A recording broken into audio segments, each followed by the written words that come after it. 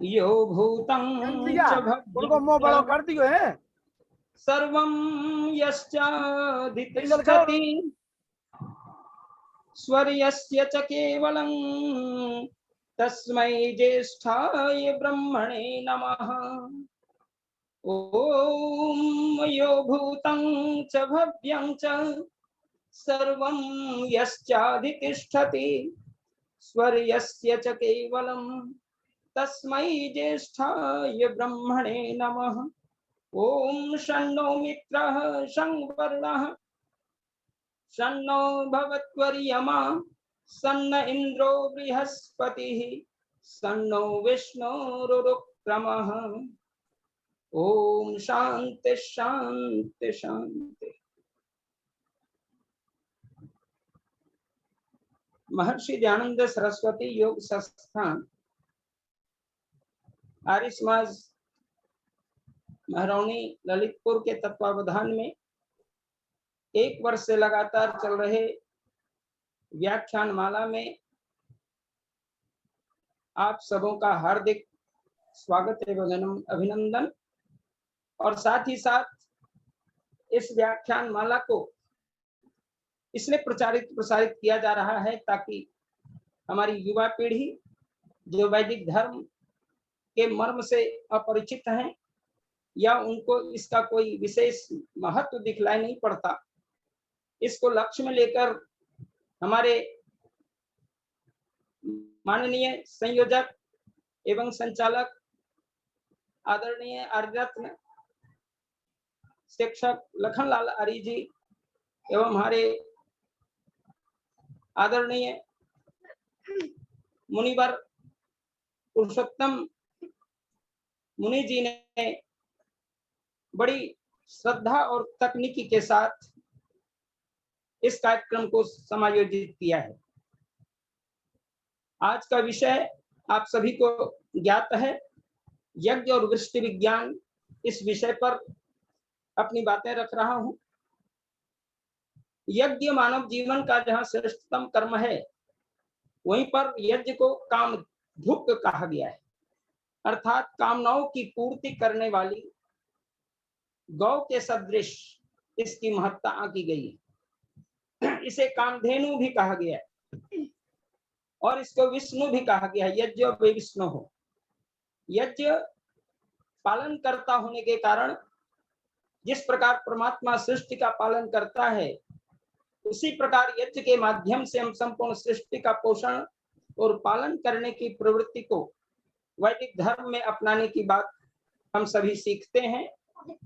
और इसके सीखने का अभिप्राय यही है कि हम सब मिल करके इसके महत्व को अच्छी प्रकार समझते हैं और अच्छी प्रकार समझ करके अपने मानव जीवन को वेद के विज्ञान से परिचित करवाते हैं, ताकि हम सब जो बीच बीच में आने वाले कष्ट से हम त्राण पाते हैं और इसके साथ ही साथ हमारी जो भावनाएं हैं वह पूर्ण रूप से सफलीभूत होती हैं। और इसके साथ ही साथ ऐसा नहीं, और इसके साथ ही साथ हमारा जीवन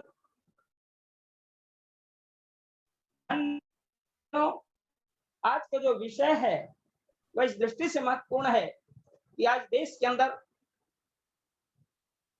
अनावृष्टि की समस्या होती है, अतिवृष्टि की समस्या होती है और असामयिक वृष्टि भी हुआ करती है, जिसके कारण देश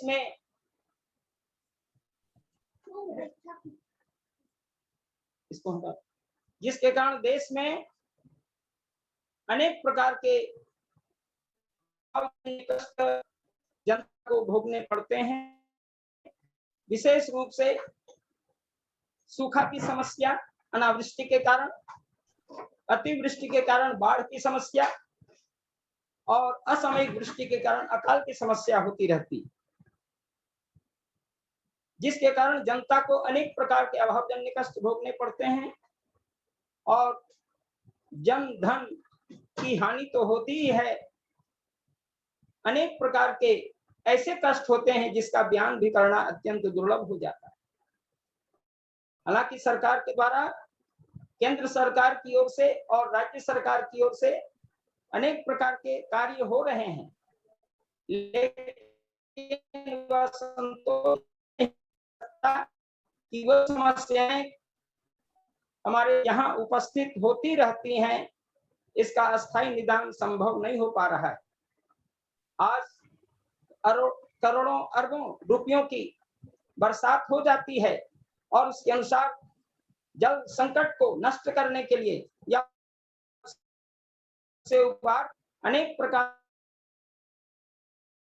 हम सभी न भोग पाए, इसके लिए बहुत प्रकार की बातें यहाँ पर होती रहती हैं, लेकिन उसका कोई भी फल प्रतिफल जनता को इसलिए नहीं मिल पाता कि जनता अनेक प्रकार के इस कष्ट से त्राण पाने की स्थिति में इसलिए नहीं आती कि जनता देख रही है कि हम जितने खर्च कर रहे हैं और नाना प्रकार के नल जितने गहरे लगाए जा रहे हैं, जाल बिछाया जा रहा है, लेकिन हमारे द्वारा जो प्रकृति का दोहन हो रहा है और जितने नलकूप गहरे लगते जा रहे हैं, उतना जलस्तर भी नीचे चला जा रहा है, जिसके कारण जल संकट का स्थायी हल नहीं हो पाता और प्रति वर्ष हमें अधिक धन व्यय की आवश्यकता पड़ती है।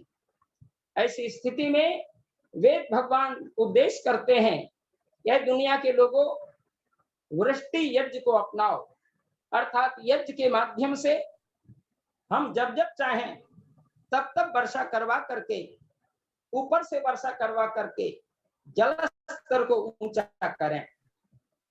यजुर्वेद का 22वां अध्याय का 22वां मंत्र हम सबों को स्मरण है। मंत्र तो बहुत बड़ा है, मैं इसको सुना देना चाहता हूं क्योंकि इसके अंदर संपूर्ण राष्ट्र की समृद्धि की चर्चा है और वृष्टि की भी चर्चा है। हम सभी जानते हैं उस मंत्र को, और उस मंत्र में स्पष्ट है जो हमारा वैदिक राष्ट्रगान भी है, ओम आ ब्रह्मण ब्राह्मणो ब्रह्म वर्चसी जायताम आराष्ट्रे राजन्यः शूर ईशव्योति व्याधि महारथो जायताम दोग्ध्री धेनुर्वोडानद्वानसु सप्तिः सभेयो युवास्य यजमानस्य वीरो जायताम निकामे निकामेनः पर्जन्यो वर्षतो फलवत्यो न ओषधयः पच्यन्ताम योगक्षेमो नः कल्पताम।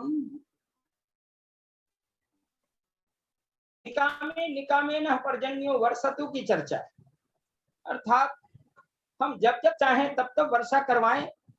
यह तभी संभव है जब हम यज्ञ के निष्णात विद्वान के साथ साथ बड़ी श्रद्धा के साथ यज्ञ को करें, यज्ञ की विधियों को सुचारू ढंग से करें, और इसके लिए वेद में जो जल संकट के अस्थायी हल के लिए जो जल विज्ञान वृष्टि विज्ञान की चर्चा है, उसको वर्षेष्टि, कार्यदेष्टि, वृष्टि यज्ञ, कुल मिलाकर वृष्टि विज्ञान को यहाँ पर उपस्थित करने की आवश्यकता है। वेद के अंदर, खासकर यजुर्वेद के अंदर प्रथम अध्याय के 16वें मंत्र में वर्ष वृद्धमसि ऐसा प्रयोग आया है, और 18वें अध्याय के 9वें मंत्र में वृष्टिश्च में यज्ञेन कल्पन्ताम की चर्चा है। उसी तरह से यजुर्वेद के 22वें अध्याय के 26वें मंत्र में ओम मेघाय स्वाहा, ओम वर्षते स्वाहा, स्वाहोग्रम वर्षते स्वाहा इत्यादि मंत्र के प्रयोग मिलते हैं। इसी को लक्ष्य करके भगवान मनु ने अपनी मनुस्मृति के अंदर हम सबों को इस यज्ञ के प्रति निष्ठा जागृत करने के लिए और यज्ञ के विज्ञान को जनता समझ पाए, इसके लिए उन्होंने एक बड़ा ही सुंदर श्लोक दिया है यज्ञ विज्ञान को लेकर ही। अग्नौ प्रास्तावति सम्यक आदित्यम उपतिष्ठते आदित्याज्यायते वृष्टिः वृष्टेः अन्नं ततः प्रजा। अग्नि में डाली हुई आहुति सूर्य तक पहुंचती है सूर्य से वर्षा होती है, वर्षा से अन्न होता है और सारी प्रजाएं उसी से पालित पोषित होती हैं। इसलिए मेघ विज्ञान की आवश्यकता है। मेघ को वेद के अंदर अप्र भी कहा गया है और विद्युत को इंद्र भी कहा गया है, विद्युत को सूर्य भी कहा गया है। और 33वें कोटि देवताओं के अंदर जहां इंद्र का वर्णन है 32वें देवता के रूप में, वह विद्युत ही है, बिजली। महर्षि दान लिखते हैं वह बिजली। मैं सोच रहा था जब मैं गुरुकुल का विद्यार्थी था, उस समय 7वीं वर्ग का विद्यार्थी था और देवता विषय को पढ़ाया जा रहा था ऋग्वेद द्विभाष्य भूमिका के अंदर। तो मैं गुरु जी की बात को विशेष ढंग से समझने में अक्षम रहा कि विद्युत को देवता के इस रूप में माना जाए। हालांकि जो आश्रम के अंदर विद्युत जलते थे, बिजलियां जलती थी, तो वो तो अलग प्रसंग से है, लेकिन वर्षा से विद्युत का संबंध और वह कैसे हमारे लिए देवता है, इसको खास समझने की आवश्यकता मेरे मन में बनी रहती। जब मैं आगे कक्षा में गया तो एक वेद मंत्र जो सबको स्मरण करना चाहिए, उस मंत्र में इसका समाधान मिला। हम सभी शांतिकरण के मंत्र को पढ़ते हैं यज्ञ के समय। उसमें एक मंत्र आता है, ओम सन्नो वातः पवतां सं नस्तपत सूर्यः शन्नः कनिक्रतत देवः पर्जन्यो अभिवर्षतु। इस यजुर्वेद के मंत्र में इस प्रश्न का समाधान मिला। उसमें वर्षा के लिए कौन से विशेष आवश्यक तत्व हैं, तो सबसे पहले दिया अनुकूल वायु बहे। सन्नो वातः पवतां, हमारे लिए प्रभु अनुकूल वायु बहावे। सन्नस्तपत सूर्यः, आकाश के सूर्य को तप्त करें, अर्थात भीषण गर्मी वर्षा के लिए अनिवार्य होती है। सूर्य अत्यंत तप्त हो, इसलिए इस मंत्र में सूर्य को तप्त होने की बात कही गई है। और इसके साथ ही साथ सन्नः कनिक्रदत देवः, हमारे लिए कनिक्रदत देवः अर्थात बिजलियां काफी गरजें, काफी चमकें, गर्जन तर्जन के साथ पर्जन्यो अभिवर्षतु, चारों तरफ पूरी वर्षा हो, अच्छी वर्षा हो, पर्जन्य अच्छी प्रकार हो। ये मंत्र का अर्थ है। और इस अर्थ को यदि घटाना चाहें तो इसको मैंने वृष्टि यज्ञ में घटाया। मेरे द्वारा लगभग दर्जनों वृष्टि यज्ञ संपादित हो चुके हैं। प्रथम बार 21 जून से लेकर के 22 सितंबर 2004 में पूज्यपाद स्वामी सुमेधानंद जी महाराज ने आमंत्रित किया था। वहां पर 3 वर्षों से वर्षा नहीं हुई थी। गौवें किसान खोल करके छोड़ दिए थे ताकि बंधे न प्यासे मर न जाएं, उनकी मृत्यु न हो जाए, पाप लगेगा, इसलिए गौवों को भी खोल दिया गया था। नदी नाले सब सूख चुके थे। वैसे भी राजस्थान में वर्षा की बड़ी कमी है। सीकर जिले के पिपराली में उनका आश्रम है। आज वो हमारे एमपी हैं। वो आर्य जगत के बड़े ही मूर्धन्य सन्यासी भी हैं, लेकिन उस समय वो मूर्धन्य सन्यासी के रूप में थे और उन्होंने मुझे एक विशेष आमंत्रण के द्वारा आमंत्रित किया कि डॉक्टर व्यासनंदन शास्त्री जी एक पत्र के द्वारा डॉक्टर पुष्पावती जी को भेज करके उसमें उन्होंने कहा कि आप आए और वृष्टि यज्ञ करवाएं। मैं चाहता हूं कि वृष्टि यज्ञ आपके माध्यम से हो, क्योंकि आपने यज्ञ विज्ञान पर शोध भी किया है और वृष्टि प्रकरण पर भी काफी कार्य किया है, इसलिए आपके द्वारा यज्ञ संपादित होना चाहिए।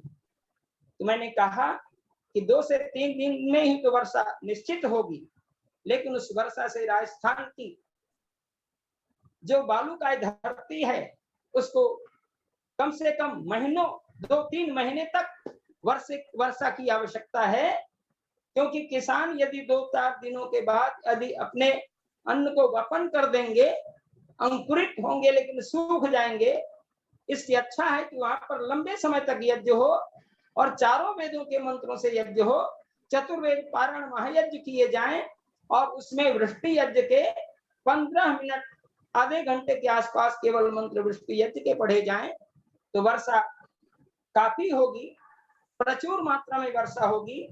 पूज्यपाद स्वामी जी ने कहा सामग्री की व्यवस्था क्या करनी होगी, तो मैंने कहा 100 कुंटल घृत और 400 कुंटल एक 10 क्विंटल घृत और 100 कुंटल सामग्री की व्यवस्था मैंने लिखी थी। पर्याप्त मात्रा में घी की पूरी व्यवस्था पूज्यपाद स्वामी जी ने की और पर्याप्त सामग्री की भी व्यवस्था हुई। मैं 7 दिनों के प्रारंभ के यज्ञ में रहा और फिर अंतिम पूर्णाहुति के यज्ञ में पहुंचा। बीच में गुरुकुल के ब्रह्मचारियों और विद्वानों की श्रेणियां बांट दी थी, जिसके कारण यज्ञ चलता रहे और मेरे ही समय में 7 दिनों में 5 दिनों तक वर्षा रात्रिकाल प्रचुर मात्रा में होती थी और यज्ञ के समय भी वर्षा रिमझिम होती थी, क्योंकि वेद के मंत्र में प्रयोग किए जाते थे। ओम सन्नो वातः पवतां सन्नस्तबतु सूर्यः शन्नः कणिकृदत् देवः पर्जन्यो अभिवर्षतु। इस मंत्र का इतना प्रभाव हुआ कि रात्रिकाल गड़गड़ाती मेघ की वर्षा और प्रातः काल फिर मौसम ठीक हो जाए, फिर यज्ञ हो, फिर दोपहर और रात में वर्षा हो। मैं जब पहुंचा अंतिम में तो वहां पर देखा कि चारों तरफ जल मग्न हो चुके हैं। स्वामी जी ने कहा कि मेरा 4 दिन का उत्सव होगा, अब क्या किया जाए, वृष्टि को रोकने का कोई उपाय हो तो बताएं। हमने कहा कि वेद के अंदर वृष्टि रोधक भी यज्ञ का वर्णन है, क्योंकि वृष्टि विज्ञान के अंदर जहां वृष्टि कारक यज्ञ की व्यवस्था है वहीं पर वृष्टि रोधक यज्ञ की व्यवस्था है। और स्वामी जी को कहा था कि राजस्थान की धरती पर भगवान ने एक ऐसी वृक्ष की ऐसे पौधे को उन्होंने जन्म दिया है, अर्थात वहां प्रचुर मात्रा में वो पौधे पाए जाते हैं वृक्ष रूप में, उसका नाम है करीर। वो करीर पर्याप्त मात्रा में है और करीर की समिधाएं ज्यादा डाली गई और सामग्री पर्याप्त मात्रा में, घी पर्याप्त मात्रा में, पूरी की पूरी व्यवस्था की गई। अंतिम में जब चारों तरफ जल ही जल दिखलाई पड़ रहा था और जहां पर केवल बालू थे वहां पर भी काफी सुंदर ढंग से फसलें फल फूल रही थी, मुझे बड़ा आनंद आया। और वहां के कृषकों ने भी कहा कि वर्षा को रोकने का उपाय क्या होगा, अब तो इनके यहाँ उपदेश और प्रवचन भी होना है। तब मैंने मंत्र को बदल दिया और साथ ही साथ उसमें सामग्रियों को भी बदला, क्योंकि सामग्री में विशेष रूप से वृष्टिकारक सामग्रियां थी, जिसके अंदर गरी गोले अधिक पड़ते हैं। गरी गोले की आहुतियां यदि 1000 गरी गोले में घी सामग्री, मेवा, मिष्टान्न और खास करके हलवा आदि डाल करके, जिसको मोहन भोग कहते हैं, आहुति दे दी जाए तो उसी दिन वर्षा अधिक होगी यदि 1000 गरीगोले को मात्र यज्ञ में प्रयोग किए जाएं। और कुंड भी बहुत बृहद बनता है 4 हाथ लंबा चौड़ा का बृहद कुंड बनता है और 2500 यजमान एक साथ पति पत्नी मिलकर आहुति देते हैं। और उसमें एक विशेष रूप से समझने की आवश्यकता है कि वहां जो अधिक से अधिक मात्रा में ध्वनि विस्तारक यंत्र लगाए जाने की व्यवस्था की गई और ऐसा ही विधान है कि अधिक से अधिक मात्रा में ध्वनि विस्तारक यंत्र लगे और सबका मुख जो है ऊपर की ओर कर दिया जाए।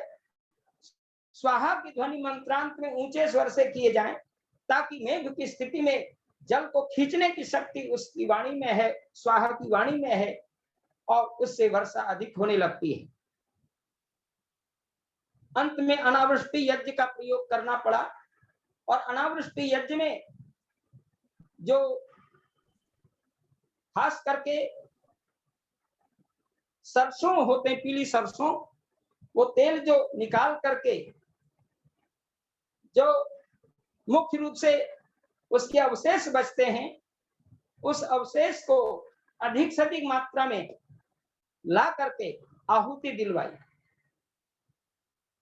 जो पशु वगैरह के चारे में भी उसको डाल दिया जाता है, उनकी अधिक से अधिक उन तेल निकले हुए पदार्थ के बाद अवशेष जो सिट्ठियां बच जाती हैं, उनसे सामग्रियों में मिला करके आहुतियां दिलवाई, बोरा का बोरा। फल यह हुआ कि 1 से 2 दिन के अंदर वृष्टि अवरुद्ध हो गई थी और मेघ छट चुके थे, धूप की स्थिति आ गई और 4 दिनों तक प्रभु कृपा से वर्षा नहीं हुई और सुंदर ढंग से उनका यज्ञ भी सफल हुआ। अनेक प्रकार के सम्मान की बात होने लगी। मैंने कहा यह परमात्मा की कृपा का यज्ञ है, इसमें कोई किसी प्रकार का लोभ लालच की आवश्यकता है ही नहीं, क्योंकि मैं यज्ञ का ब्रह्मा हूं और ये लोक कल्याण के लिए ही यज्ञ किया जाता है। इसलिए वृष्टि यज्ञ में दक्षिणा लेने की आवश्यकता इसलिए नहीं पड़ती, यह विश्व कल्याण करता यज्ञ है और संपूर्ण जगत के कल्याण के लिए, लोक हित के लिए किया जाने वाला यज्ञ है। इसलिए इसमें किसी प्रकार की दक्षिणा कह करके लेना उचित भी नहीं लगती। अंत में उन्होंने कहा बिना दक्षिणा से यज्ञ मेरा सफल कैसे होगा। तब हमने कहा कि आप दक्षिणा यथा साध्य दें, लेकिन मैं उस दक्षिणा को यहीं पर उपस्थित कर दूंगा ताकि उससे गौशालाएं बने, यहाँ अच्छी गौशाला बने और जो गौ इधर उधर दिखे उसको सब जगह उसकी व्यवस्था लगे।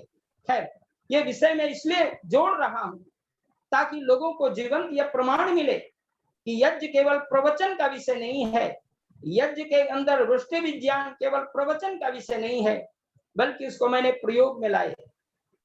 खुद मैं अपनी जन्मस्थली पूर्णिया के अंदर, मेरी जन्मस्थली पूर्णिया है और पूर्णिया बिहार के अंदर और उसमें धमदाहा प्रखंड के अंदर बरदेला गांव में मैं रहता हूं। मेरी जन्मभूमि वहां है, बीच बीच में जाता हूं। अभी मैं मुजफ्फरपुर में हूं, लेकिन वहां मैं चलो चले वेदों की ओर वहीं से प्रवचन कर रहा था और जिस दिन मैं जा रहा था उस दिन मैं रास्ते में ही प्रथम प्रवचन की अध्यक्षता करते हुए 7 पग चलने की वैज्ञानिकता पर अपने विचार दे रहे थे।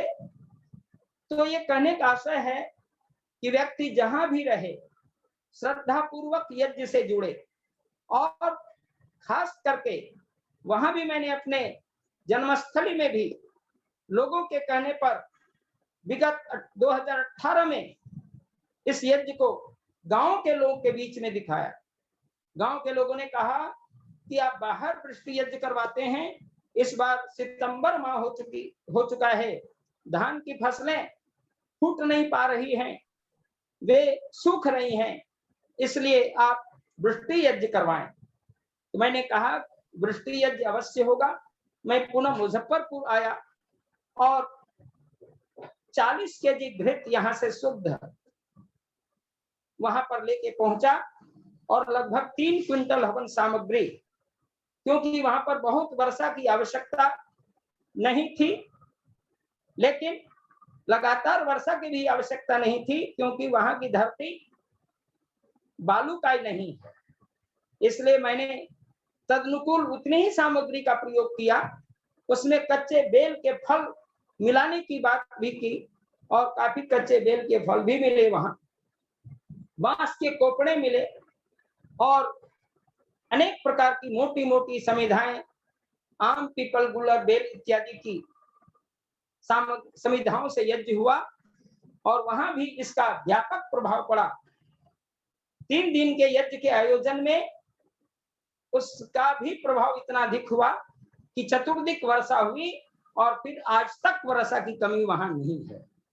जिस प्रकार राजस्थान के अंदर भी अब वर्षा की कमी लगभग नहीं है, यत्र तत्र होती है, लेकिन उसकी उस प्रकार की कमी नहीं है जो लगातार 3 वर्षों तक 4 वर्षों तक वृष्टि न होवे, ऐसी कमी नहीं होती है। इसलिए साक्षात, और मैं जब पढ़ता था उस पढ़ने के क्रम में 1989 में इस पर प्रयोग किए थे, और वहां भी बहुत कम सामग्री थी, और वहां तो आनंद मार्गियों का बहुत बड़ा जमावड़ा था, पौराणिकों का जमावड़ा था, और लोगों ने कहा कि वृष्टि यज्ञ करने वाले व्यासनंदन शास्त्री आए हैं, कैसे वर्षा होगी, प्रचंड गर्मी है, सितंबर का माह है, वहां भी धान की फसलें फूट नहीं पा रही थी। हमने कहा कि वृष्टि होगी, और यज्ञ के अंदर कल मैंने बताया था आप लोगों को त्रिक प्रणाली की व्यवस्था पर कि यज्ञ के अंदर 3 प्रधान तत्व हैं। वृष्टि यज्ञ में वो बहुत ज्यादा प्रयोग किए जाते हैं। एक है संकल्प, दूसरा है मंत्र, और तीसरी है आहुति। संकल्प यजमान का बहुत ही दृढ़ होना चाहिए, जो आचार्य ब्रह्मा है उसका भी संकल्प दृढ़ होना चाहिए, और जो याज्ञिक गण आते हैं जो बड़ी श्रद्धा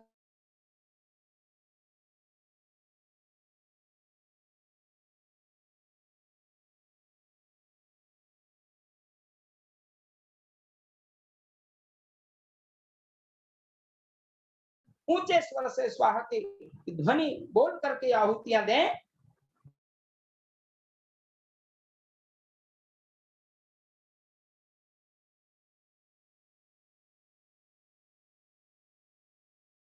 ठंडी ठंडी हवाएं आरंभ हो जाती हैं, वायुमंडल के अंदर मेघ इधर से उमड़ने घुमड़ने लगते हैं, काले काले मेघ मंडराते हैं। जिस प्रकार वेद कहता है मेघाय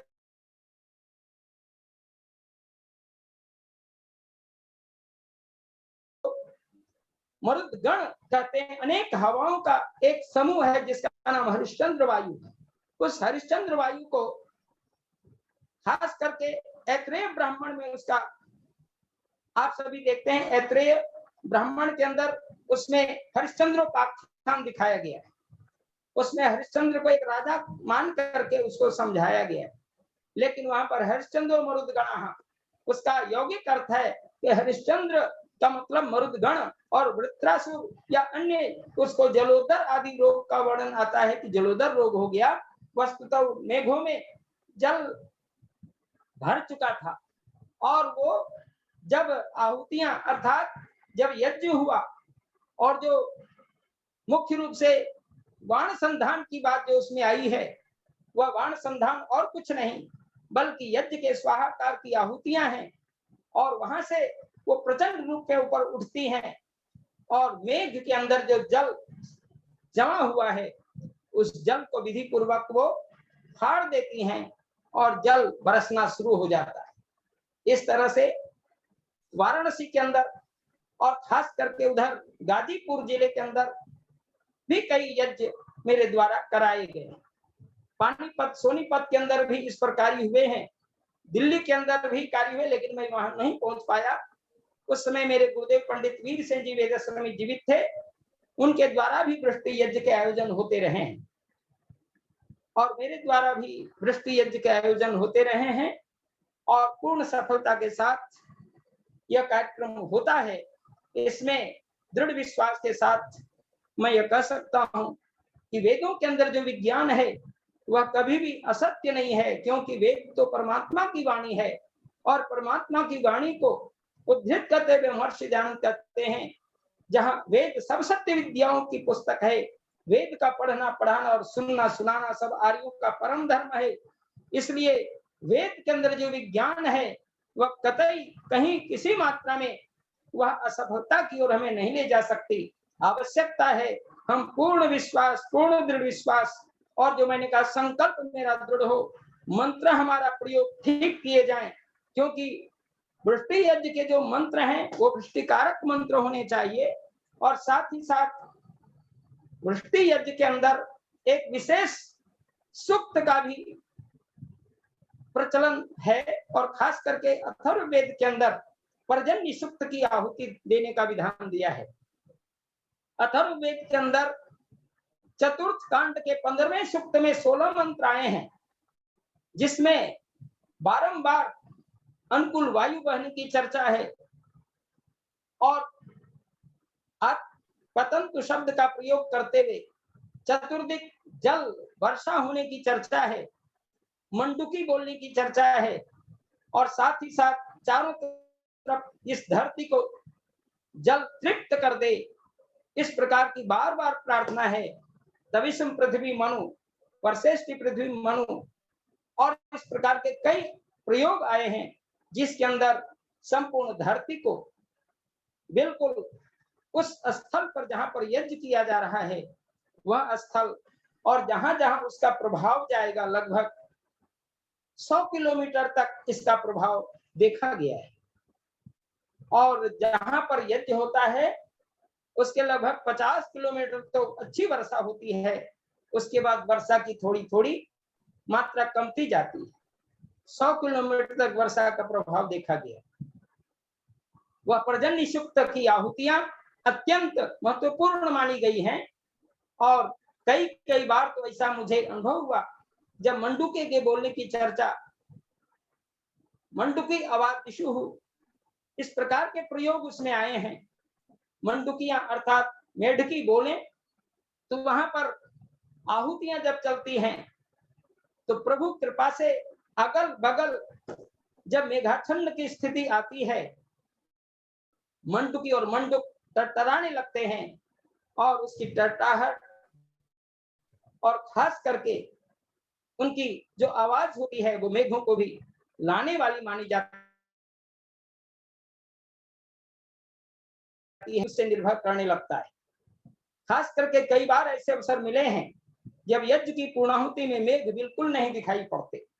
लोगों का कहना है कि यज्ञ के पूर्व तो कुछ मेघ था, लेकिन पूर्णाहुति के पश्चात एक भी मेघ नहीं है।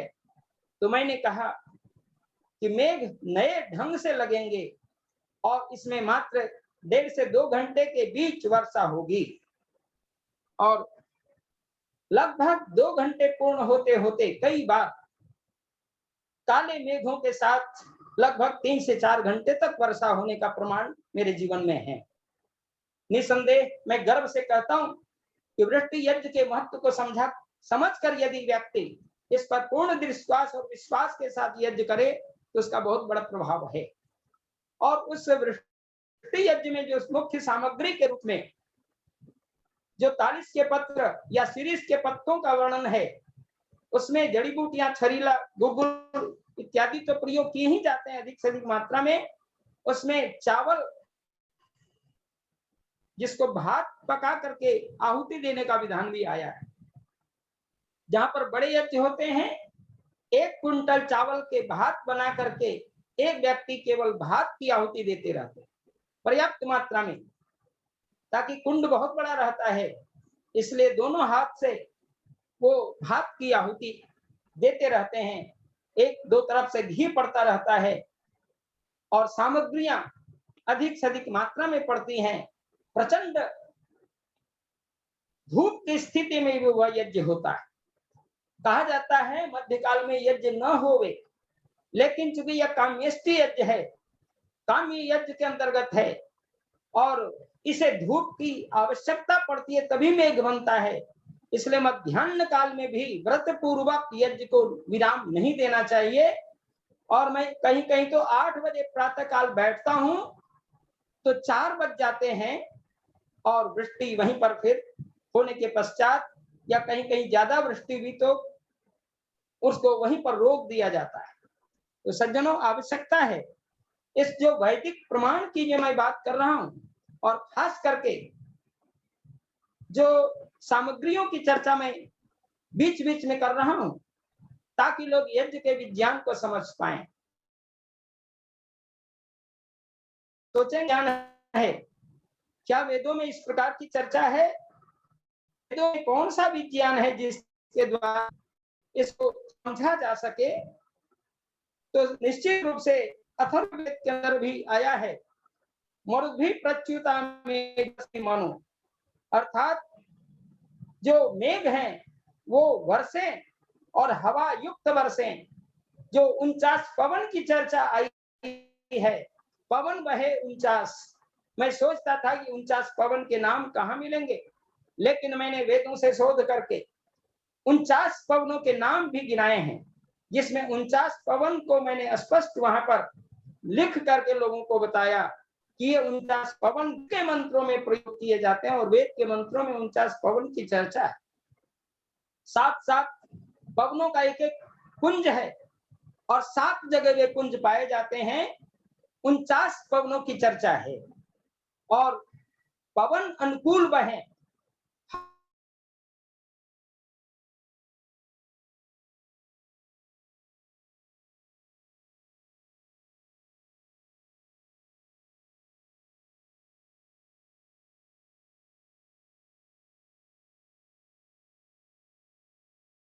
विज्ञान को पुष्ट करता है।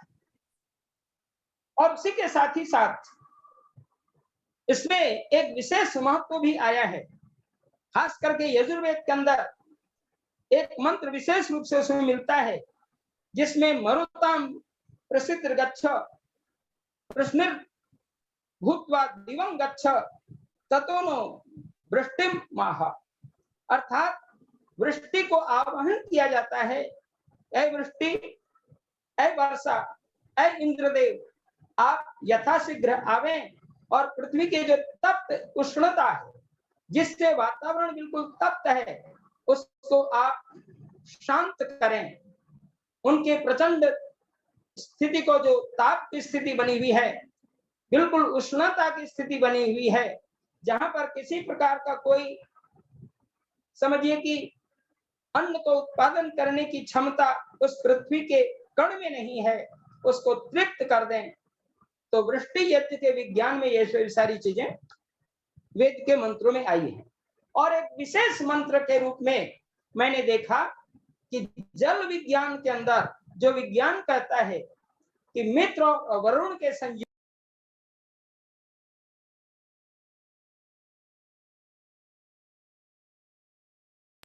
मतलब है ऑक्सीजन से, वरुण का मतलब है रुद्रजन अर्थात हाइड्रोजन से। वेद का मंत्र कहता है मित्रा वरुणत्वा वृष्टि वृष्ट्यायता।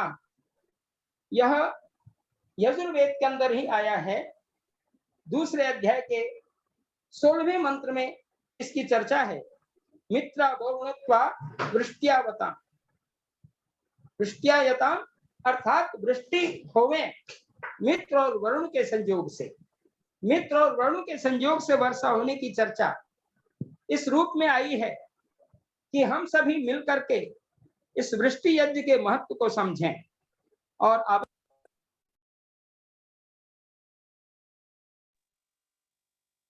इस अभियान को समझें।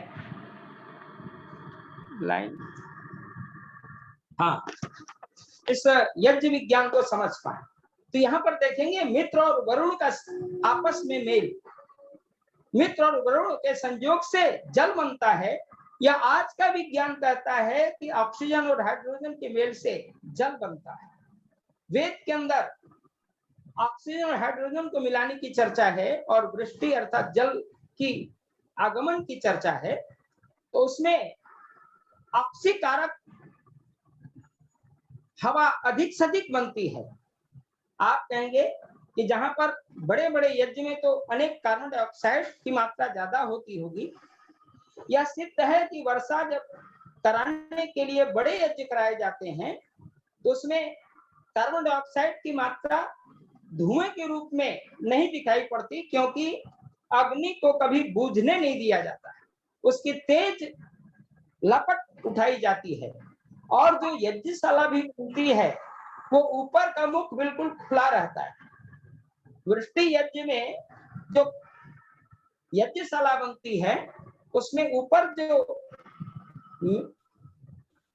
उसको बिल्कुल खुला कर दिया जाता है, खुला रहता है, ताकि मेघ से उसका सीधा संबंध बने, अंतरिक्ष से सीधा संबंध बने और उसकी आहुतियां सीधे मेघमंडल की ओर जाए, आकाश मंडल की ओर जाए। प्रयोग किए जाते हैं। मैंने कई बार, आप लोग भी इसका अनुभव किए होंगे, क्योंकि वृष्टि का संबंध यज्ञ में बहुत ज्यादा प्रयोग करके देखा गया है। वैसे निकामे निकामे न पर्जन्यो वर्षतु, यज्ञात् भवति पर्जन्यः पर्जन्यात् अन्न संभवः अन्नात् भवन्ति भूतानि यज्ञ कर्म समुद्भवः। अर्थात यज्ञ से वर्षा होती है, एक सामान्य कथन है।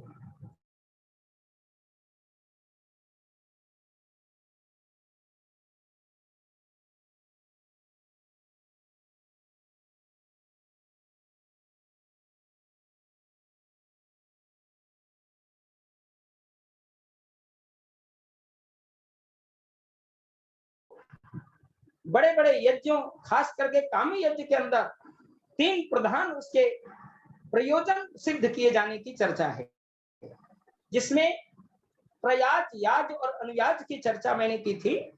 उसमें पूरे यज्ञशाला निर्माण से लेकर के यज्ञ की सामग्रियों का चयन, मंत्रों का चयन, आचार्यों का चयन पूर्ण रूप से हम लोगों को करने की आवश्यकता इस वृष्टि यज्ञ में पड़ती है। और जब आहुतियों का क्रम चलता है, पर्जन्य सूक्त की आहुति अथर्ववेद के चतुर्थ कांड के 15वें सूक्त के मंत्रों से होती है, तो उसका प्रभाव निसंदेह पड़ने लगता है। और वेदों के अंदर जो विधान खासकर आए हैं, उस विधान को यहाँ पर साक्षात देखने को मिलता है और जनता लाभान्वित होती है, वेदों के प्रति श्रद्धा जगती है। और जहां पर यज्ञ विरोधी लोग बैठते हैं, जहां पर यज्ञ से वर्षा कभी हो ही नहीं सकती, ऐसे लोग भी यज्ञ में अगल बगल बैठ करके मखौल उड़ाने की दृष्टि से बैठा करते हैं। उनको भी विश्वास हो जाता है कि यज्ञ में शक्ति है, वेद मंत्र में शक्ति है, सामग्री में शक्ति है। और यज्ञ के ब्रह्मा आचार्य जो वेद पाठ करके आहुति देते हैं, उस वेद भगवान की कृपा से वर्षा होती है और उनको मानना पड़ता है। और वो आजीवन यज्ञ के प्रति श्रद्धा रखने वाले हो जाते हैं। जो मेरे जीवन में कई ऐसे लोग जो प्रछन्न यज्ञ विरोधी थे, आज वो यज्ञ के अत्यंत प्रेमी हो गए और अपने जीवन में दैनिक यज्ञ को भी अपना लिया है। ऐसे बहुत ऐसे आनंद मार्ग के लोग जो केवल योग आदि पर चर्चा करते हैं, अष्टांग योग की थोड़ी चर्चा करते हैं और उनका कुछ अलग ही विधान है, वो भी आज उसमें से बहुत ऐसे लोग कट करके वेद की शरण में आए। और खास करके संत मत के अनुयायी बिहार में बहुत ज्यादा हैं, जो यज्ञ को नहीं मानते हैं। उसमें केवल ध्यान योग की चर्चा करने के बाद ध्यान करो, ध्यान करो। मैंने कहा ध्यान करने के लिए प्रकृति को भी ठीक करना होगा, ध्यान करने के लिए अन्न को भी शुद्ध रूप से पाना होगा, ध्यान करने के लिए शरीर की स्वस्थता अनिवार्य है, क्योंकि शरीर माध्यम खलु धर्म साधनम। हम ध्यान के विरोधी नहीं, हम तो ध्यान करने के पूर्ण पक्षपाती हैं। महर्षि दयानंद सरस्वती ने ब्रह्म यज्ञ में ध्यान की चर्चा की है। और ध्यान निर्विषय मन का मतलब यह नहीं कि मन निर्विषय हो जाए, हमारा मात्र एक विषय वहां पर चलता है, ब्रह्म का आनंद प्राप्ति की लिप्सा, ब्रह्म आत्मा और परमात्मा को प्राप्त करने की जिज्ञासा ही मुख्य लक्ष्य बनता है। और प्रणव ध्वनि के साथ हम उस ब्रह्म से मिलने की कोशिश करते हैं। इसके पूर्ण पक्षधर सभी आर्य समाजी हैं, सभी विद्वान वर्ग हैं। लेकिन जो आज का वर्ण विषय है मेरा, उसमें स्पष्ट इस बात की मैं चर्चा इसलिए कर रहा हूं कि वहां जो भी आहुतियां दी जाती हैं, जो भी सामग्रियों का चयन होता है, वो पूर्ण रूप से वर्षा को लाने के लिए ही किया जाता है। और दृढ़ संकल्पता की बड़ी आवश्यकता इस यज्ञ में होती है और इसके द्वारा ही यज्ञ फलितार्थ होता है, चरितार्थ होता है, सफलीभूत होता है। इसमें कुछ विशेष आवश्यकता की चीज मैं आज बता देता हूं, क्योंकि वृष्टि यज्ञ के अंदर जो विज्ञान की चर्चा है, उसमें ये देखे गए हैं कि जहां पर वर्षा होती है वहां के वातावरण गर्म हो जाते हैं और हवा ऊपर को उठती है। वायुमंडल के अंदर गर्मी आ जाने के कारण वर्षा ऊर्ध्वाधर वायुमंडल की आवश्यकता पड़ती है। इसलिए वायु को यज्ञ के माध्यम से ऊर्ध्वाधर बना दिया जाता है। और जो उसमें कुछ कण जो रजोकण दिखलाई पड़ते हैं, वे रजोकण विद्युताविष्ट देखे गए हैं।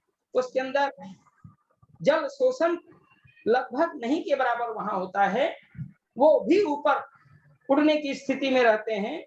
और वर्षा का जो संबंध बनता है वो लगभग 8 किलोमीटर से 12 किलोमीटर की दूरी पर मेघ बनना आरंभ हो जाता है, और 12 से जो हमारा संबंध 8 से 12 किलोमीटर का है, जिसको आयनोस्फीयर कहा गया है, उसके अंदर वर्षा का संबंध अधिक बनता है, और उसके द्वारा हम वृष्टि के सही कमी को दूर करने की स्थिति में आते हैं। आज आवश्यकता है कि जब जब हम चाहें तब तब वर्षा हो, ऐसा अगर वेद भगवान हमें उपदेश करते हैं और हमारी कामना है, हम जब जब चाहें तब तब वर्षा हो, अर्थात प्रकृति के अंदर जब वर्षा की आवश्यकता है, यदि वर्षा नहीं हो पाई तो हम यज्ञ के माध्यम से वर्षा करवाएं, क्योंकि यहाँ मंत्र ही कहता है निकामे निकामे न पर्जन्यो वर्षतु, हम जब जब इच्छा करें तब तब वर्षा करवाएं, तब तब वर्षा होवे। यह सिद्ध करता है वृष्टि विज्ञान की ओर ही, वृष्टि यज्ञ करने के लिए आह्वान करता है। इसलिए हम वृष्टि यज्ञ के माध्यम से समय समय पर इसका प्रयोग करते रहें। और आज खासकर इतना यज्ञ से दूर लोग होते चले जा रहे हैं, खासकर इस भौतिकवादी युग में, और प्रकृति का जो दोहन कार्य चल रहा है, जनसंख्या की वृद्धि है, इसकी मार भी पृथ्वी माता को सहनी पड़ रही है, और अवश्य में भोक्तव्यं कृतं कर्म शुभाशुभम की स्थिति बनी हुई है। उस स्थिति में वर्षा की कमी, बाढ़ की स्थिति जो समय समय पर आती है, कम से कम अपने अपने क्षेत्रों में, अपने अपने घरों में, या जब वृष्टि यज्ञ हो तो बड़े बड़े अवसरों को उपस्थित करके बृहद यज्ञ को वृष्टि यज्ञ के माध्यम से कराने के लिए एक उद्योग और परिश्रम करना चाहिए आर्यों को खासकर, ताकि लोगों को विश्वास हो, वेदों के प्रति निष्ठा जगे, और यज्ञ के प्रति श्रद्धा और विश्वास जगने से पूरा का पूरा वहां का वातावरण तो और वहां के लोग तो यज्ञ के प्रति निष्ठावान होते ही हैं, इसका प्रभाव प्रकृति जगत पर भविष्य में भी पड़ता रहता है और प्रकृति अनुकूल बन जाती है। इन सारी बातें इन तथ्यों की ओर इशारा करती हैं कि हम अपने जीवन के अंदर इस यज्ञ की मर्यादा को सदैव स्थिर करें, और खास करके वेद भगवान ने जो यज्ञ की मर्यादा को जीवन में धारण करने की बात कही है, उसको हम अपनाते रहे, ताकि वृष्टि की कमी इस जगत में न होने पावे। खास करके भारत वर्ष के अंदर, और आप जैसे यूपी के अंदर हैं, या मध्य प्रदेश के लोग हैं, या महाराष्ट्र के लोग हैं, जहां पर समुद्र का किनारा है, वहां पर लगभग मौसम अनुकूल बना रहता है। ग्रीष्म में भी बहुत ज्यादा वहां पर, और ठंडा में भी बहुत ज्यादा ठंडा भी नहीं पड़ता। ग्रीष्म के अंदर लोग आराम से जीते हैं, लेकिन वहां भी अगर वर्षा की कमी हो जाए या अतिवृष्टि तो उसको होने का विधान आया है। इस बार अतिवृष्टि हुई तो आर्य समाज के लोगों को विशेष रूप से इस पर ध्यान देने की आवश्यकता है, और सरकार को खासकर इसके प्रति विश्वास जगाने की आवश्यकता है। जब तक केंद्र सरकार और राज्य सरकार को पूरे विश्वास पर न लिया जाए कि यज्ञ में वो शक्ति और सामर्थ्य है जिसके माध्यम से वातावरण को ठीक किया जा सकता है, और जितना आप खर्च करते हैं नलकूप लगा करके या वृष्टि जल को कृत्रिम ढंग से निकालने में जो खर्च किए जाते हैं नलकूप के माध्यम से, जाल बिछा रहे हैं, लेकिन फिर भी जल संकट का स्थायी हल नहीं हो पा रहा है। उसके मुश्किल से 100 गुना कम या 1000 गुना कम में भी आप वृष्टि यज्ञ कार्य करके इस कार्य को सिद्ध कर सकते हैं। मुझे स्मरण है कि जब जयललिता तमिलनाडु की मुख्यमंत्री थी, उस समय भी उन्होंने मुझे आमंत्रित किया था कि यहाँ पर वृष्टि यज्ञ कोई कराने वाला हो, क्योंकि वो अमेरिका से विद्वानों को बुलाकर अरबों रुपए खर्च करा करके वाहनिक वर्षा की चर्चा कर रही थी। उस समय कुछ लोगों ने, दिल्ली के लोगों ने मेरा आमंत्रण दिया और फोन से बात करवा दी, तो मैंने जो सामग्री की लिस्ट भेजी, संयोगवशात सामग्री लिस्ट जिस दिन पढ़ी जा रही थी उसी दिन वर्षा शुरू हो गई, और वृष्टि यज्ञ में वहां पर मैं नहीं पहुंच पाया। जयललिता जी ने पत्र भेज करके कहा कि महाराज जी आप तो नहीं आ सके, लेकिन आपके वृष्टि यज्ञ की सामग्री आदि को पढ़ने के बाद ही वर्षा यहाँ पर प्रभु कृपा से होने लगी और मेरा अरबों का जो बजट था वो बिल्कुल बच गया। तो निश्चित रूप से प्रभु की कृपा भी होती है और प्रभु की कृपा उसी पर होती है जो जितना सात्विक होता है। इसलिए व्यक्ति खास करके आर्य समाजी अपने जीवन के अंदर तन मन और विचार से द्वेष रहित होते हैं। उनके अंदर भाव ऐसे दूषित नहीं होते जो अन्य लोगों के होते हैं। अगर उसमें थोड़ी कमी भी आ जाती है तो लोग कहते हैं आर्य समाजी है, आपके अंदर इस प्रकार की बात। अगर थोड़ा भी लोग गुस्सा जाए, आर्य समाजी कहीं गुस्सा करते हैं। इस प्रकार से हमें रोकने के लिए लोग खड़े हैं, क्योंकि जानते हैं कि आर्य समाजी सत्यवादी होते हैं, विचारवान होते हैं, व्रतशील होते हैं, मंत्र प्रेमी होते हैं, वेद प्रेमी होते हैं, यज्ञ प्रेमी होते हैं और पूरी निष्ठा और लगन के साथ यज्ञ का प्रचार और प्रसार करते हैं। जब भी सृष्टि में उसकी आवश्यकता पड़ती है, आर्य समाजी विद्वान खुल करके आगे आते हैं और उस समस्या का समाधान करने के लिए लोगों को जुटाते हैं। आज इन्हीं विषय को लेकर के मेरा विषय चल रहा है। मैं चाहता हूं कि इस पर कुछ प्रश्न आवे, इसका मैं उत्तर दे सकूं, क्योंकि समय अब लगभग पूर्ण होने की स्थिति में है। मैं चाहता हूं कि इस विषय पर कुछ प्रश्न आवे ताकि मैं उसका कुछ जवाब दे पाऊं। शंका समाधान का भी आपका विषय रहता है। इन्हीं शब्दों के साथ मैं अपनी वाणी को विराम देता हुआ प्रभु से प्रार्थना करता हूं कि हम सब यज्ञ प्रेमी बंधु बांधव मातृशक्ति देवियां सभी श्रद्धा पूर्वक यज्ञ में पूर्ण विश्वास रखें और प्रकृति के अंदर जब जब चाहे तब तक वर्षा करवाएं। खास करके हमारी धरती कभी यज्ञमय होती थी, चारों तरफ जहां घर घर यज्ञ होता था, तो लगभग इस प्रकार की कोई कमी वर्षा की नहीं होती थी। इसलिए जब तक ऊपर से वर्षा हम लोग नहीं करवाएंगे तब तक जल संकट का स्थायी हल संभव नहीं है।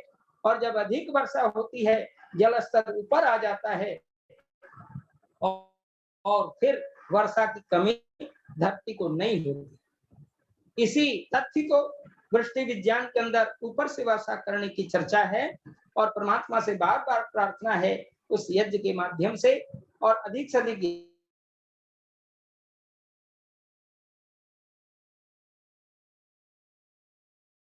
सेवा हो सके और केंद्र और राज्य सरकार की आंखें खुल सके, लोगों की आंखें, खास करके जो यज्ञ विरोधी लोग हैं आज भी यदा कदा जहां तहां हमें मिलते हैं, उनको भी,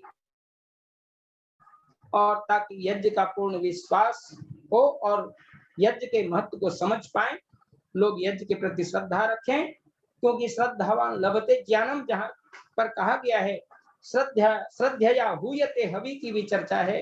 श्रद्धा पूर्वक हवन पर पूर्ण आस्था और विश्वास रखें। श्रद्धा सुक्त के मंत्रों से भी आहुतियां दें जहां जिसकी आवश्यकता जैसी पड़ती है। इन्हीं शब्दों को विचार करते हुए मैं अपनी वाणी को विराम देता हूं। परमात्मा से प्रार्थना करता हूं कि हम सब यज्ञ प्रेमी बंधु बांधव इस तथ्य और विज्ञान को समझने में सक्षम हो पाए। आज प्रभु से पुनः प्रार्थना है इस यज्ञ विज्ञान को लोग जाने, समझें और प्रचारित करें। ओम शांति शांति शांति। ओम जी, आज का विषय हमारा यज्ञ और वृष्टि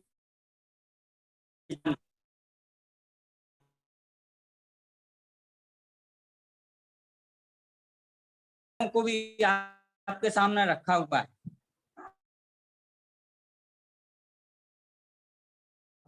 जब उन्होंने कई जगह के प्रमाण उपस्थित किए हुए हैं तो हमें इसके ऊपर विश्वास करना पड़ता है।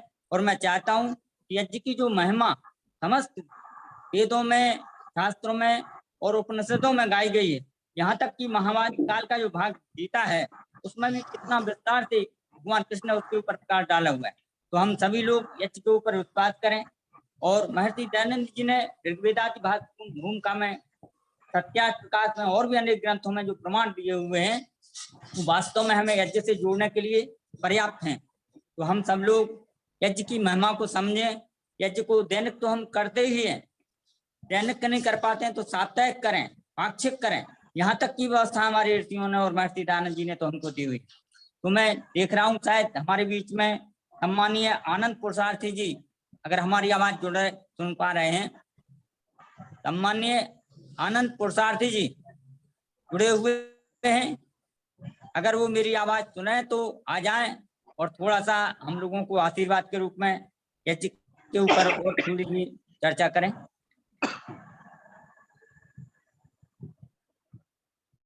समादरणीय आनंद पुरुषार्थी जी होशंगाबाद।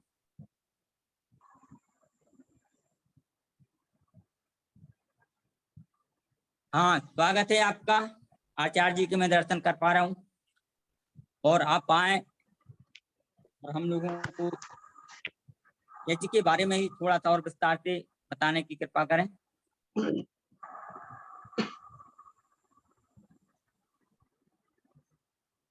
ओम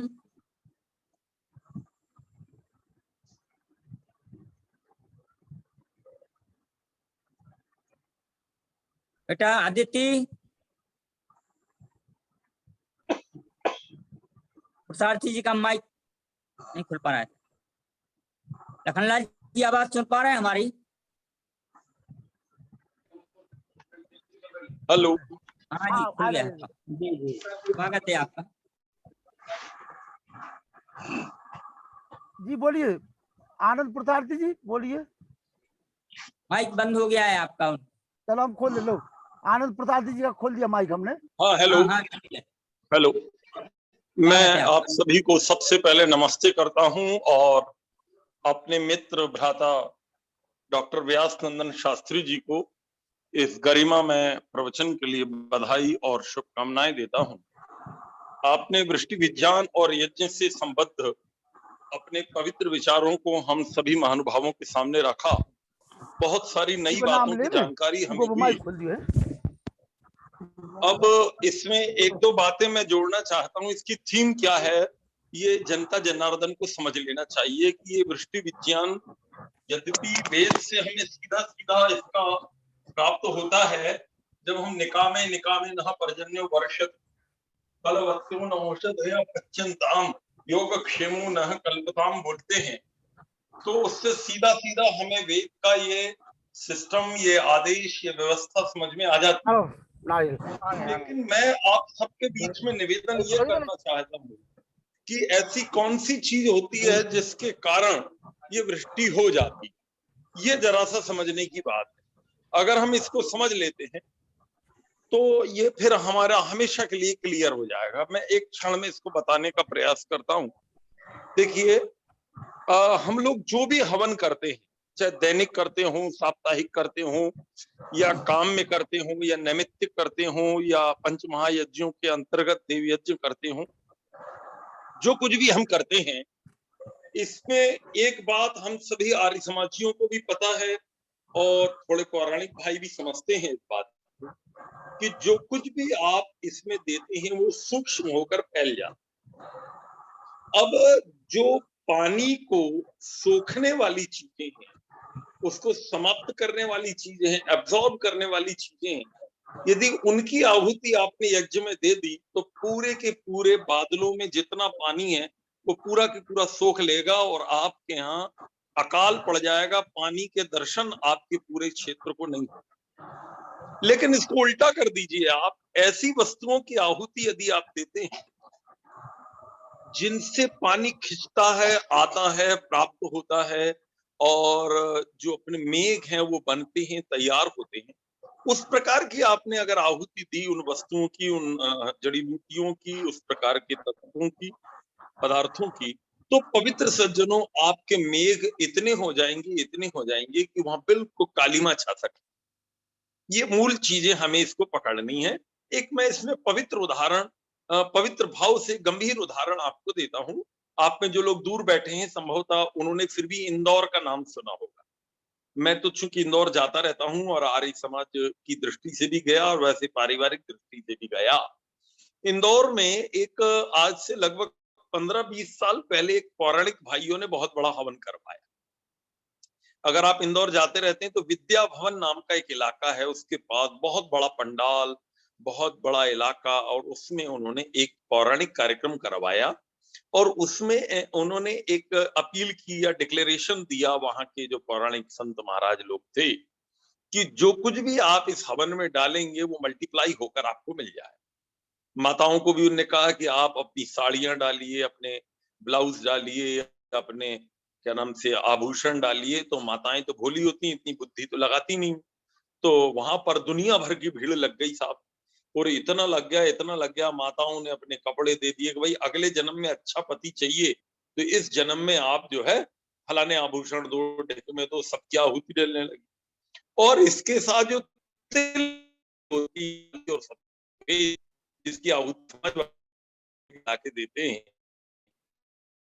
क्विंटल से डली कोई ऐसा नहीं, 150 ग्राम डली। तो तिल के अंदर एक गुण होता है कि पूरे के पानी को खींच लेता है। अभी जन्म महीना आएगा तो आप लोग संक्रांति मनाते हैं, घर में आपकी माताएं घर के लड्डू, तिल्ली के लड्डू जैसे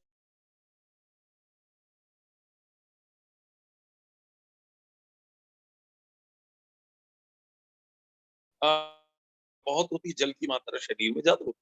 यदि इस तिल्ली को क्विंटलों से आप किसी हवन में डाल रहे हैं पवित्र सज्जनों, बुद्धि तो आप लगा नहीं रहे हैं, किसी से कुछ पूछ नहीं रहे हैं, जिसके जो समझ में आ रहा है कर रहा है, वो क्विंटलों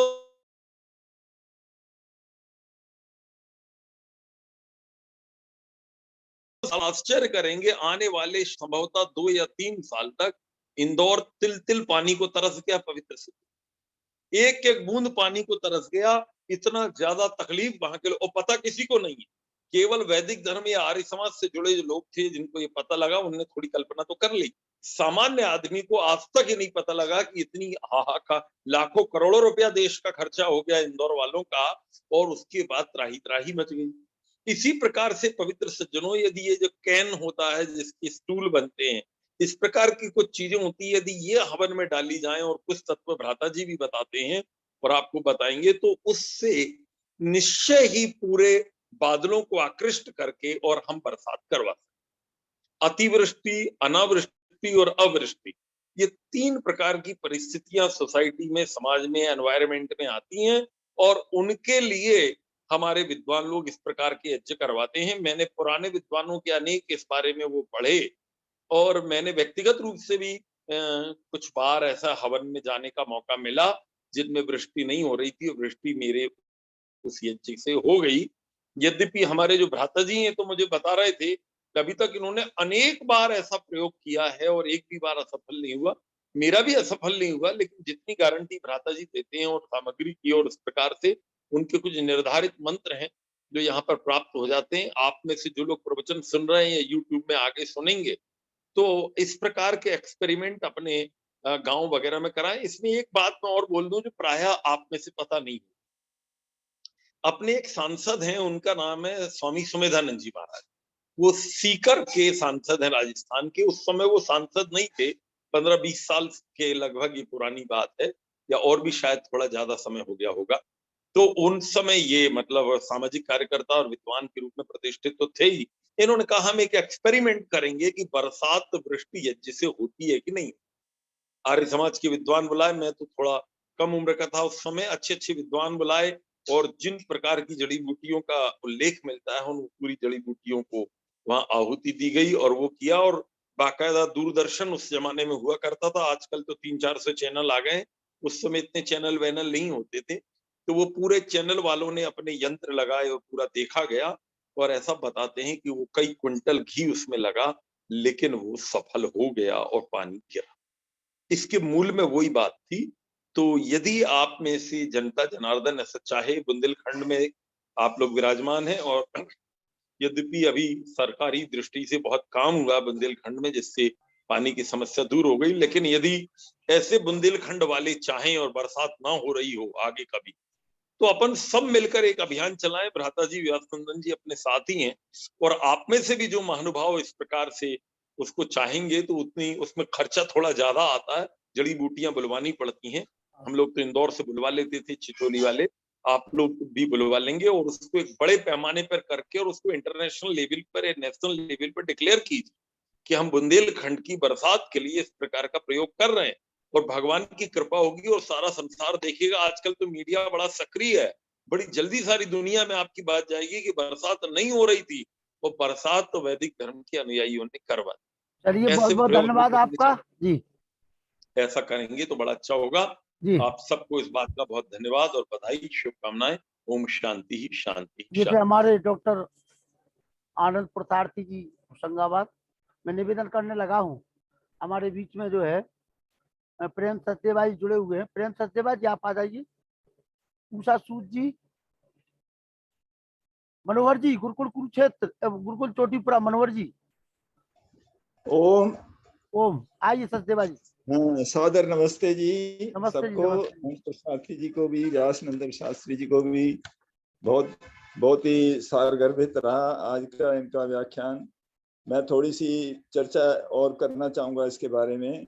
तो ये है कि दिल्ली आर्य प्रतिनिधि सभा ने 4-5 वर्ष पूर्व जो है वो दिल्ली में ही एक्सपेरिमेंट किए थे, और यहाँ पर जो पार्टिकुलेट मैटर होता है, जो यहाँ पर्यावरण को दूषित करने वाले जो मैटर होता है, उसको कम करने की भी एक्सपेरिमेंट करके उनको कम किया गया। वो PM 2.5 एक होता है, वो सबसे खतरनाक होता है। एक PM 10 होता है, उसके बाद फिर कार्बन डाइऑक्साइड और कार्बन मोनोऑक्साइड तो होती ही है। इन सबको जो है वो कम किया गया। ये जितने क्रॉसिंग थे वहां पर हवन करके स्पेशल सामग्री और घी से, और घृत जो था वो गाय का ही, प्योर गाय का घी। तो इस प्रकार जो बड़े सफल जो हैं वो एक्सपेरिमेंट किए गए, और ये तक देखा गया कि जो पानी है, पानी में फंगस होती है, उस फंगस को भी कम किया गया।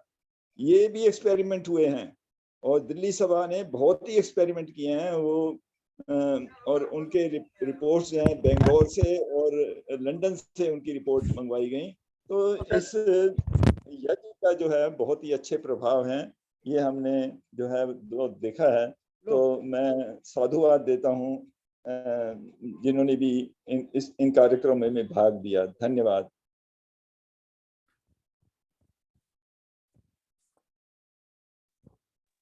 चलिए धन्यवाद आपका, बहुत बहुत स्वागत। माता चंद्रकांता जी आप आ जाइए। मुनि जी मैंने सबको कोष्ट बना दिया है, 4 लोगों को बुला लीजिए। चंद्रकांता जी आ जाए, वेद प्रकाश शर्मा जी है हमारे, मिथिलेश गौड़ जी हैं जी। चंद्रकांता जी, वेद प्रकाश शर्मा जी आप आ जाइए। वेद प्रकाश शर्मा जी, वेद प्रकाश शर्मा जी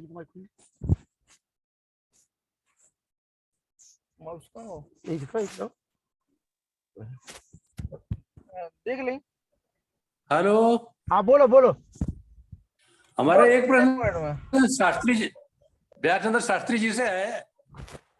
शास्त्री जी, आपने कभी एक्सपेरिमेंट किया कि दूध और लवण, साल्ट को मिला करके पानी को कम करते हैं? इसके ऊपर आपकी क्या एक्सपीरियंस है? दूध और milk and salt, milk and salt के ऊपर व्यासचंद्र शास्त्री का हम जानना चाहते हैं कि इस पे कोई एक्सपेरिमेंट है? नहीं, ऐसा है कि नमक को अग्नि में डालने का मैंने कहीं प्रयोग नहीं किया है, और उसके बिना भी वर्षा को रोका जा सकता है। जहां पर मैंने इस प्रकार के प्रयोग किए, खास करके उत्तर प्रदेश के अनेक स्थलों पर, गाजीपुर का क्षेत्र और विशेष रूप से आपका वाराणसी और इधर पूर्वांचल प्रदेश गाजीपुर आदि क्षेत्रों में जब मैं कई बार वहां पर ऐसे अवसर मिले हैं जहां पर कि काफी मेघाच्छन्न की स्थिति थी, वर्षा लबालब जैसी लग रही थी कि वर्षा होगी, कैसे यज्ञ होगा 4 दिनों का। तो लोगों ने कहा कि करते हैं, तब क्या किया जाए, रात्रि में लोग मिलने लगे। हमने कहा प्रातः काल इस प्रकार की व्यवस्था कर दी जाए, और मैं घृत की मात्रा कम कर दी, अच्छा अच्छा उसमें सरसों तेल की मात्रा बढ़ा दी, सरसों तेल को सामग्री में मिलवा दिया ठीक और सरसों तेल की ही आहुति चलवाई। उसमें दूध की मात्रा सामग्री में थोड़ी मिलाई, जी लेकिन नमक नहीं मिलवाया, क्योंकि नमक क्षार युक्त है और क्षार युक्त लवण से कुछ दूषित भी गैसें बन जाती हैं जो कि हमारे स्वास्थ्य के लिए अनुकूल नहीं पड़ती। इसलिए सरसों और खल्ली की आहुति, जो मैंने कहा कि खल्ली की आहुति, जो उसके सरसों के तेल निकलने के बाद जो खलियां बच जाती हैं, उसकी भरपूर आहुतियां दिलवाई और उसी से वर्षा रुक गई और 4 दिन तक मेघ छट गए और धूप खिल गई। तो ऐसे मेरे अनुभव हैं। अगर आपने ऐसा कोई प्रयोग किया होगा, एक प्रश्न आपसे और बचा हुआ है, एक प्रश्न आपसे और है कि बेत और घी कितना ले, हमें वर्षा करवाना तो बेत और घी कितना, बेत और घी कितना ले हम? बेत, हाँ, बेत की जो मैंने कहा करीर की समिधा, कितनी समिधा? करीर की समिधा कम से कम 10 क्विंटल, बड़े यज्ञ में तो 10 क्विंटल सामग्री समिधा की आवश्यकता पड़ती है। लेकिन अगर 3 दिन, कम से कम 3 दिन के यज्ञ करवाएंगे तो कम से कम 3 से 4 क्विंटल जी करीर की समिधा चाहिए, जो राजस्थान में मिलती है। और साथ ही साथ घी की मात्रा कम से कम 3 क्विंटल अगर घी की मात्रा हो तो पर्याप्त होगा। अगर कम से कम, उससे भी कम चाहते हैं तो 1 क्विंटल कम से कम घी अवश्य होना चाहिए। अच्छा, एक क्वेश्चन आपसे और है कि समिधा गिलोय से यज्ञ करने से क्या उम्र बढ़ती है? गिलोय, जी जी, ऐसा है कि गिलोय तो औषधि राज माना गया है और महर्षि ध्यान जी महाराज जिसको कहते हैं, ये तो रोगनाशक में सर्वप्रधान है। जी जी, इसमें अगर आहुति दी जाए, क्योंकि वृष्टि यज्ञ में भी कुछ न कुछ आहुति पड़ती है इन सामग्रियों की, ताकि रोग के अंदर या वातावरण के अंदर जो जीवाणु हमारे लिए घातक होते हैं, तो ये खास करके गुरुज की आहुतियां जब पड़ती हैं, ये सब रोगाणु, खासकर कीटाणु जो बलाघात करते हैं, अनायास श्वास प्रणाली को अवरुद्ध करने के लिए घात करते हैं जी। और भी अनेक ऐसे पीली सरसों आदि की आहुति देने का विधान दिया गया है। तो ये सभी आहुतियां मिल करके जो हमारे अंदर जो अनेक प्रकार के जो दृष्टिगोचर न होने वाले जीवाणु कीटाणु हैं, उनको वहीं पर रोक दिया जाता है और इस प्रकार वातावरण में ये कीट पनप नहीं पाते और हमारा स्वास्थ्य उत्तम होता है, तो आयु बढ़ ही जाएगी। कुछ लोग कहते हैं इसमें मृत्यु के ऊपर भी विजय प्राप्त करते हैं लगातार अगर करते रहे ये बिल्कुल, उसमें तो मृत्युंजय मंत्र से आहुति देनी चाहिए। यजुर्वेद के महामृत्युंजय मंत्र जो 3रे अध्याय का 60वां मंत्र है, जिसको मैं पढ़ रहा हूँ, उसमें स्पष्ट है, ओम त्र्यंबकं यजामहे सुगंधिं पुष्टिवर्धनम उर्वारुकमेव बंधनादितो मुक्षीय मामुतः। और उसमें एक प्रयोग और आया है, ये थोड़ा सा और अंतर, ओम त्र्यंबकं यजामहे सुगंधिं पुष्टिवर्धनम उर्वारुकमेव बंधनात् मृत्योर्मुक्षीय मामृतात् त्र्यंबकं यजामहे सुगंधिं पतिवेदनम उर्वारुकमेव बंधनादितो मुक्षीय मामुतः। ये पूर्ण मंत्र से अगर आहुति दी जाए तो उससे बड़ा लाभ होता है, और प्रथम खंड का भी देंगे उससे भी लाभ होगा, क्योंकि इसमें बार बार परमात्मा से हम प्रार्थना करते हैं कि हे ईश्वर त्र्यंबकं यजामहे, हे तीनों कालों के स्वामी परमेश्वर, यजामहे, हम आपका यजन करते हैं, स्तुति प्रार्थना उपासना करते हैं, आप उर्वारुकम, खरबूजे की तरह मुझे मृत्यु से छुड़ा दीजिए। जैसे खरबूजा पक करके स्वयं लता बेल से अलग हो जाता है, उसी प्रकार मृत्यु और मुक्षीय, मुझे भी मृत्यु से छुड़ा दीजिए। लेकिन अंत में दिया मां अमृतात्, मुझे अमृत से अलग मत कीजिए, मुझे मुक्ति की ओर ले जाइए। और एक मुक्ति की आयु 36,000 यह सृष्टि आएगी जाएगी, उस समय तक व्यक्ति अपने आप को यशस्वी काया को प्राप्त कर सकता है। यह शरीर से उतना दिन संभव नहीं है, लेकिन 300 से 400 वर्ष की आयु को प्राप्त किया जा सकता है यदि व्यक्ति जीवन के अंदर इन योग और यज्ञ को अपना ले, विशेष करके यज्ञ में जीवन अपनाए और उनके आधार पर सामग्रियों का चयन करें, औषधिकारक सामग्रियों का चयन करेंगे तो बहुत ही लाभ होगा, इसमें कोई दो मत नहीं। बहुत बहुत धन्यवाद, बहुत बहुत साधुवाद शास्त्री जी, आपका बहुत कोटि सा प्रणाम। जी जी, नमस्ते जी। हेलो, मुझे ये पूछना था भ्राता जी आपसे। जी हेलो जी हो। मैं ये कह रहा था कि जैसे ये वृष्टि यज्ञ में एक तो ये बैत का जिसको आप करीर कह रहे हैं, इसकी आहुति जैसे होगी, और इसके अतिरिक्त आप क्या और प्रेफर करते हैं?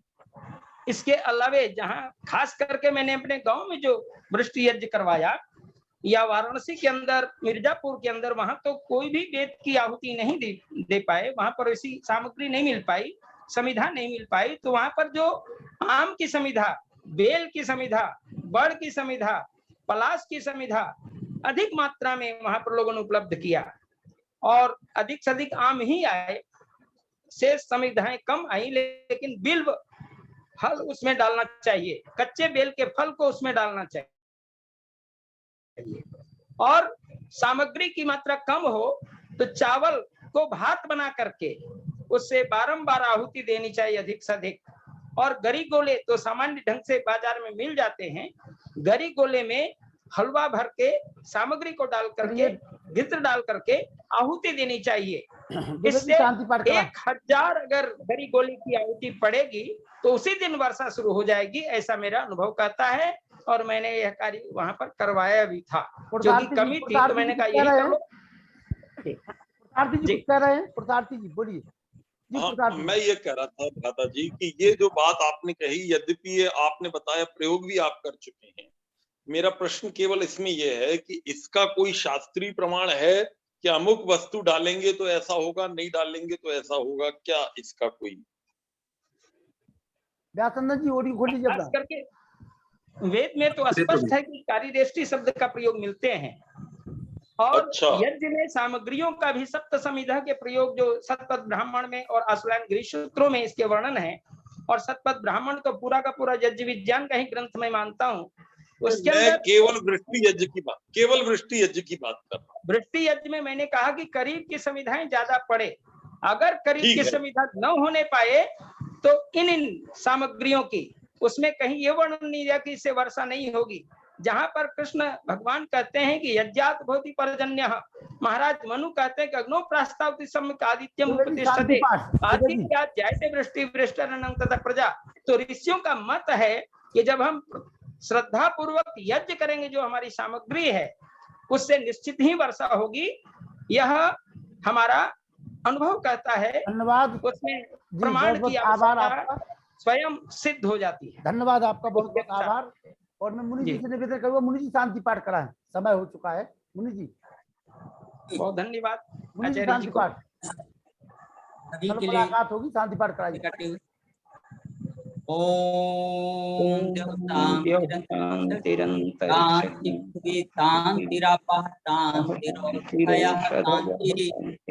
वनस्पतयः शान्ति सर्वं शान्ति शान्तिरेव शान्ति। ओम शांति शांति शांति।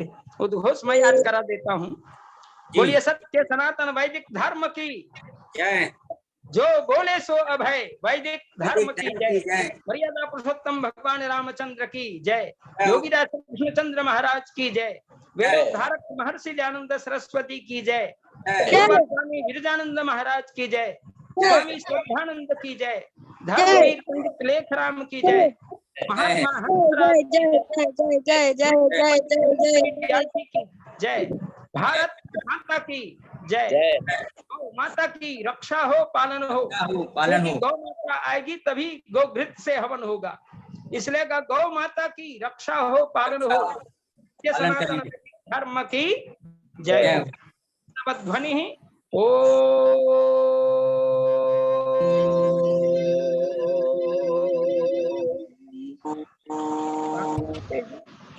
अनिल अरोड़ा जी, मिथिलेश गौर जी, प्रेम सचदेवा, एस के मल्होत्रा, चंद्रशेखर शर्मा जी, अरुण कुमार शुक्ला जी, संतोष सचान जी, सभी को नमस्ते। नमस्ते संतोष सचान जी, सुनील कुमार जी, लखनलाल जी, संतोष जी। मुझे अपने ग्रुप में शामिल नहीं किया आपने। आज आप शामिल हो जाएंगी, थोड़ी सी व्यस्तता थी मेरी, मैं अभी बाहर था जी। लिंक नहीं भेजते, कैसे शामिल होंगे? आपको लिंक मिलेगी माता जी, आपको लिंक भी मिलेगी। अच्छा चलिए, बोलिए। बोलिए बोलिए बोलिए।